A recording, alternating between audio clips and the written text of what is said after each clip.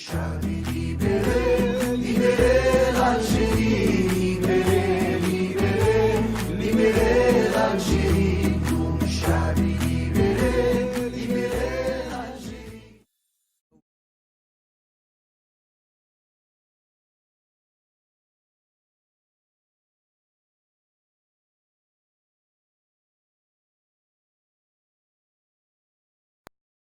Condamne vivement l'arrestation arbitraire et illégale, la détention, les intimidations et les attaques de journalistes, de syndicalistes, d'avocats, d'étudiants, de défenseurs des droits de l'homme et de la société civile ainsi que de tous les manifestants pacifiques qui participent aux manifestations pacifiques du Irak. Demande aux autorités algériennes la libération immédiate et inconditionnelle de toutes les personnes inculpées pour avoir exercé leur droit à la liberté d'expression, et notamment Hakim Haddad, Abdelwahab Fersaoui, Massinissa Essou, Djalal Mokrani, Ahmed Bouidé, Kamel Ouldouali, Karim Boutata, Hassane Kadi, Wafi Tigrine, Kireddine Medjani, Samir Belarbi, Karim Tabou, Fodil Boumala, Lagdar Bourgaha, Samira Messoussi, Ibrahim Dawadji, Salamati, Sofiane Merakchi, Azeb El-Sheikh, Fouad Louiché, Saïda Defer ainsi que les autres manifestants pacifiques, défenseurs des droits de l'homme et journalistes arbitrairement détenus alors que leurs activités sont autorisées par le droit algérien et conformes aux instruments internationaux en matière de droits de l'homme que l'Algérie a ratifiés, demande aux autorités algériennes la levée de l'interdiction de déplacement et de la condamnation avec sursis de Slimane Amitouche, d'Abdelmonji Keladi et de Mustapha Bandjama. Invite les autorités algériennes à mettre fin à toute forme d'intimidation, y compris le harcèlement judiciaire et législatif, l'incrimination ainsi que les arrestations et les détentions arbitraires à l'encontre des manifestants pacifiques, des défenseurs des droits de l'homme, des journalistes critiques et des blogueurs ainsi qu'à prendre les mesures voulues pour garantir leur protection physique et psychologique, leur sécurité et leur liberté de mener leurs activités légitimes et pacifiques.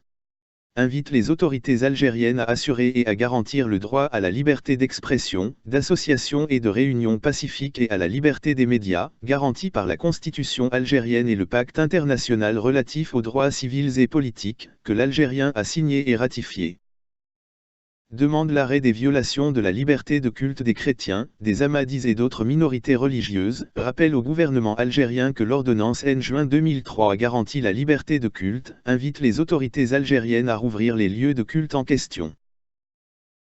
Invite les autorités algériennes à modifier la loi N 91/19 du 2 décembre 1991 afin d'en supprimer toutes les restrictions aux manifestations pacifiques qui ne sont pas absolument nécessaires ou proportionnées au sens des dispositions de l'article 21 du pacte international relatif aux droits civils et politiques, se dit préoccupé par le fait que, malgré les dispositions de la révision constitutionnelle de 2016, le décret du 18 juin 2001, qui interdit les manifestations dans la capitale, n'a pas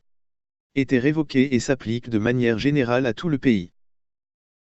Invite les autorités algériennes à effectivement supprimer et à empêcher toute forme de recours excessif à la force par les forces de l'ordre lors de la dispersion de rassemblements publics, condamne vivement le recours excessif à la force qui s'est traduit par la mort de Ranzi Yetou, invite les autorités algériennes à procéder à une enquête indépendante sur tous les cas de recours excessif à la force par les membres des forces de sécurité et à traduire en justice leurs auteurs.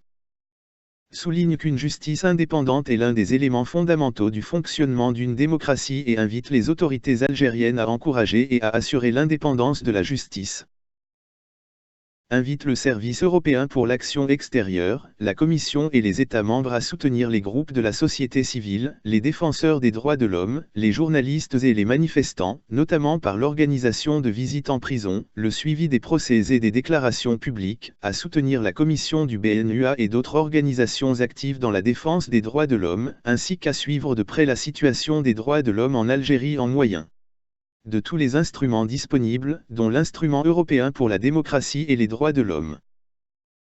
Engage les autorités algériennes à réviser la loi N décembre 2006 de 2012 sur les associations et à engager un dialogue véritable et inclusif avec les organisations de la société civile afin de définir une nouvelle loi conforme aux normes internationales relatives aux droits de l'homme et à la constitution algérienne.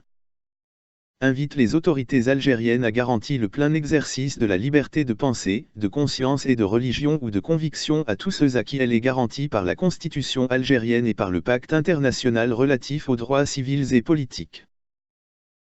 se dit préoccupé par les tracasseries administratives que connaissent les minorités religieuses en Algérie, notamment eu égard à l'ordonnance N juin 2003, engage le gouvernement algérien à réviser l'ordonnance N juin 2003 afin qu'elle soit conforme à la Constitution et aux obligations internationales en matière de droits de l'homme, et notamment à l'article 18 du Pacte international relatif aux droits civils et politiques.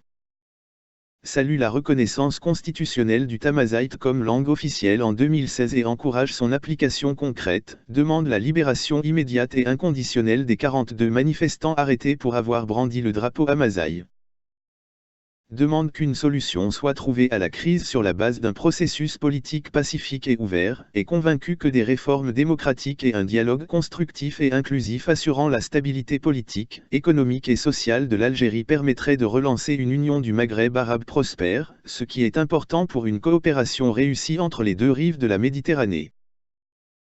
Charge son président de transmettre la présente résolution à la vice-présidente de la Commission et autres représentantes de l'Union pour les affaires étrangères et la politique de sécurité, au Conseil, à la Commission, aux gouvernements et au Parlement des États membres, à la délégation de l'Union européenne à Alger, au gouvernement algérien, au secrétaire général des Nations Unies, au Conseil des droits de l'homme des Nations Unies et au Conseil de l'Europe.